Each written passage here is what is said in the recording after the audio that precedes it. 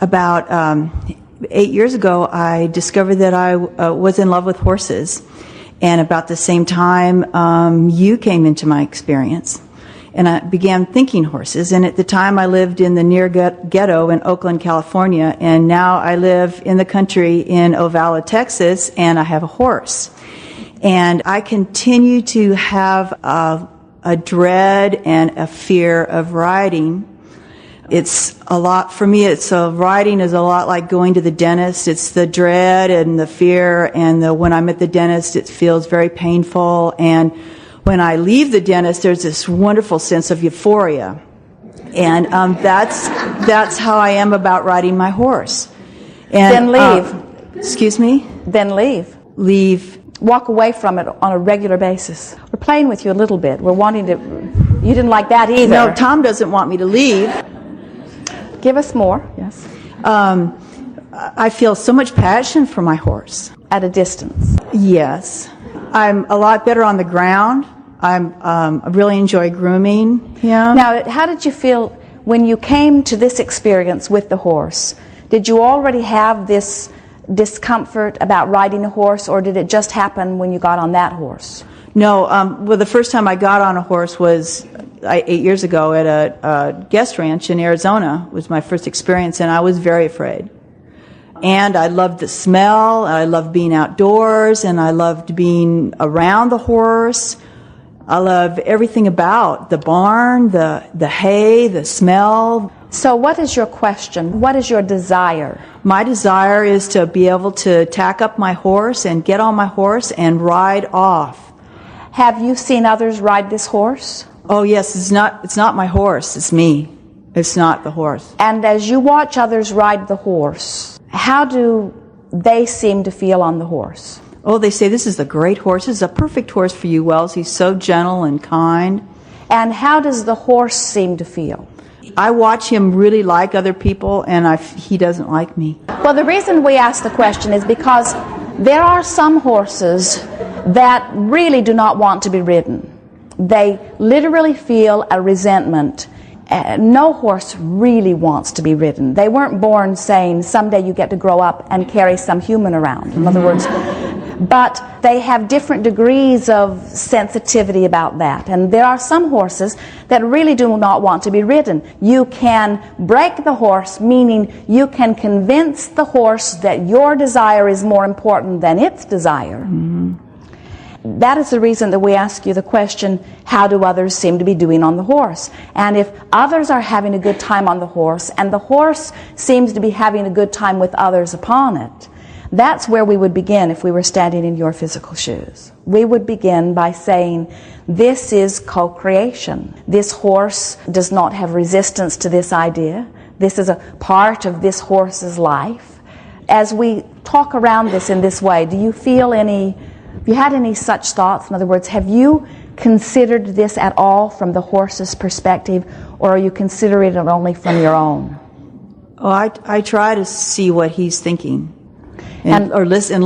I want to listen. And what do you think you're hearing? Well, what you just said, that he just tolerates riding. That's what he's supposed to do, so he does it until he doesn't have to do it anymore. And then he's really happy. He loves to play, and he loves his So do you horses. think that you might be more of an intuit than you know? And the extraordinary relief that you might be feeling might be what the horse is feeling when he gets all that off his back. Mm-hmm. We think that you are sensitive to your friend. Now, you said something that is important. We want to chew on this just a little bit. You said, the horse doesn't like me.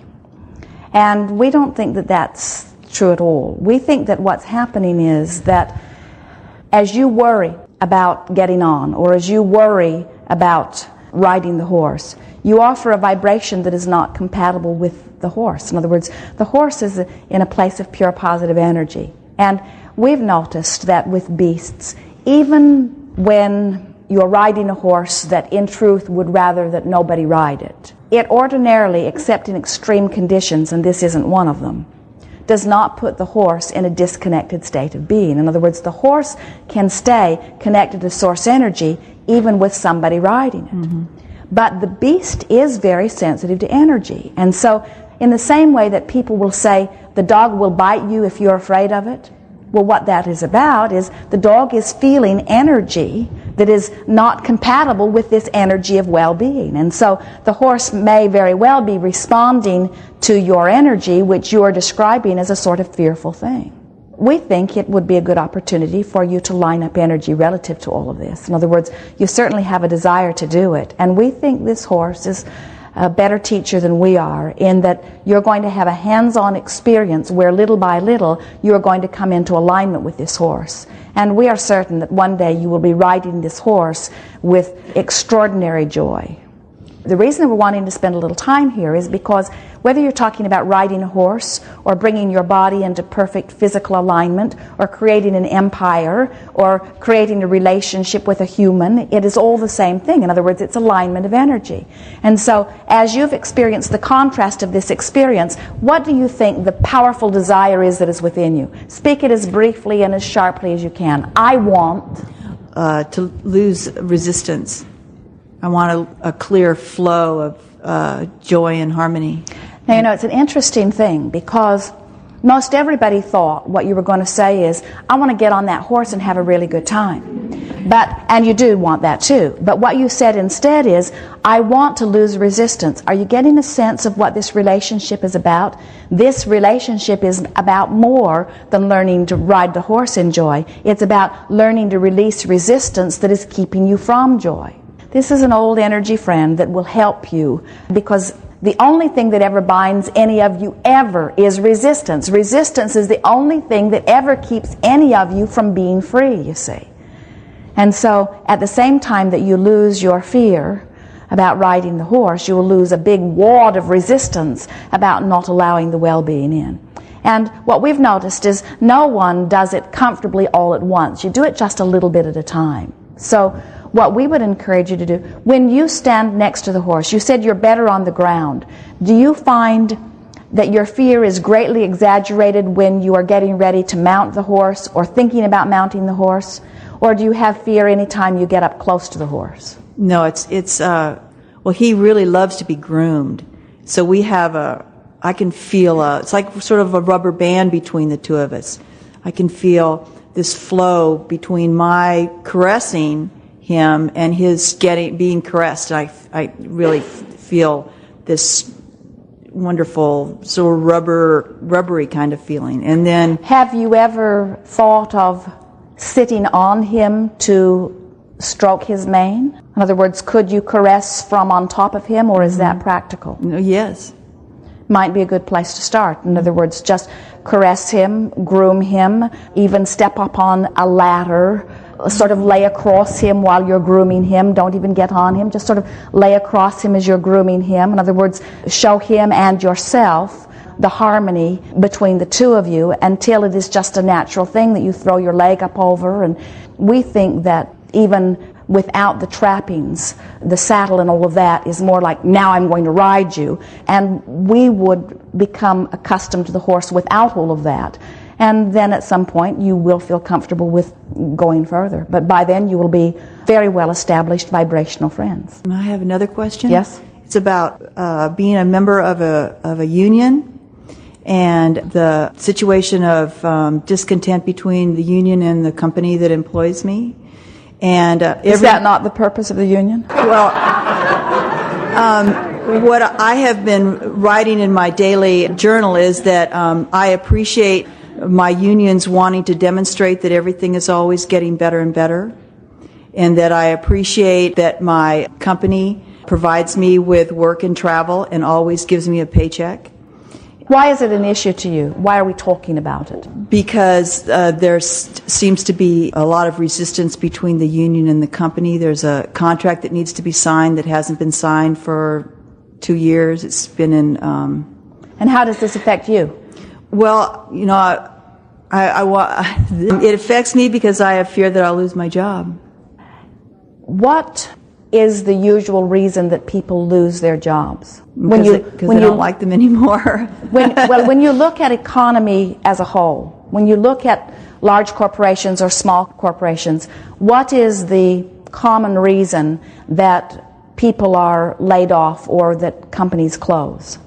there is an imbalance between what comes in and what is going out.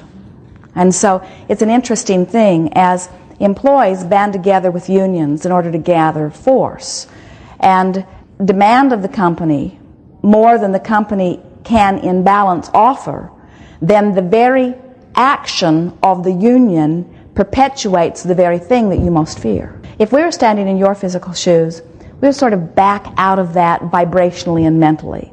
We would accept it sort of like you accept government and taxes and regulatory bodies. In other words, it's the way a lot of people are playing the game.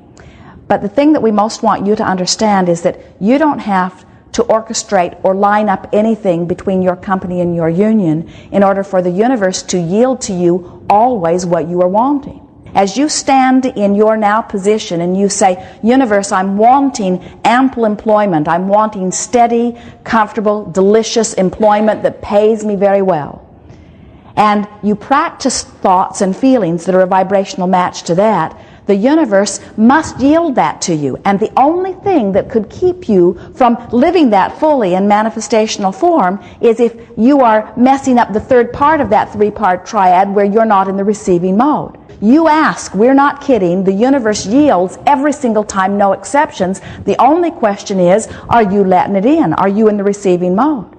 So if you are at a union meeting where you are feeling all of that discontent, you might stop as Esther did and say, I'm doing it now. Doing what now? I'm not letting it in now. This is the thing I do. When I'm worried, when I'm angry, when I'm frustrated, these are the kinds of things I do that don't let it in. We're not encouraging you to try to educate the world about unions any more than we would try to encourage you to educate the world about resistance. In other words, people are going to do what they're going to do, and there are huge streams of consciousness that are very well practiced. But what we are wanting you to know is that anything that you want, whether you ask for it with open words or whether you are just wanting it in your heart, whether it is a big want or a little want, every time you acknowledge any desire on any level, the universe that adores you yields it to you instantly every single time. And the only factor ever in question is, are you letting it in? So we would spend less time talking to others about it. If you have cronies that are complaining about it and talking about it, catch yourself every time you're having those feelings. I'm doing it now. I'm not letting it in. I've asked the universe for long-time employment. I've asked for abundance. I've asked for well-being. I've asked for all of this. But right now, this conversation is holding me vibrationally apart. So the third part, which is the only part I have control in, I'm messing up because of this conversation. And that's the time that you go back to that appreciation that you offered to us so easily. I love my work. I love the fact that the income comes steadily. I'm good at what I do. I'm appreciating the fact that the business exists. I'm appreciating the founders of all of this that set it all into motion. I'm appreciating my part in it. I like how the universe has yielded this to me. And as you bring yourself back round to thoughts that feel better, then you can take your hand off your hip and say, well, I'm not doing it anymore. Now I'm back in alignment with what I want. See what happens? Most physical beings are very action-oriented because they're not understanding this business of vibration. So when they look at something that pleases them, they say, oh, this is a good thing. I want more of that. But when they look at this thing that they don't want, they say, oh no, I don't like that. When I see that, I feel bad, so now we need to get rid of that. And the thinking becomes, we need to rid this world of everything that I don't like because when I see it, I feel bad. And we say the only trouble with that is you can't come into agreement about what you feel good about. The union feels good about one thing, the employees feel good about another thing, the employers feel good about yet another thing. No part of that can ever get powerful enough to control all the minds and all of the actions of all the people to get it in the place that you think you need it to be in order for you to feel good. Nor do you need to do that. All you need to do is find a way for you to feel good.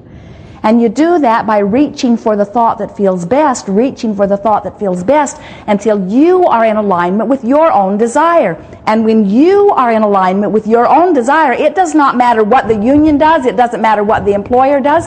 The universe has to yield to you. You cannot not get what you want when you are in alignment, you see.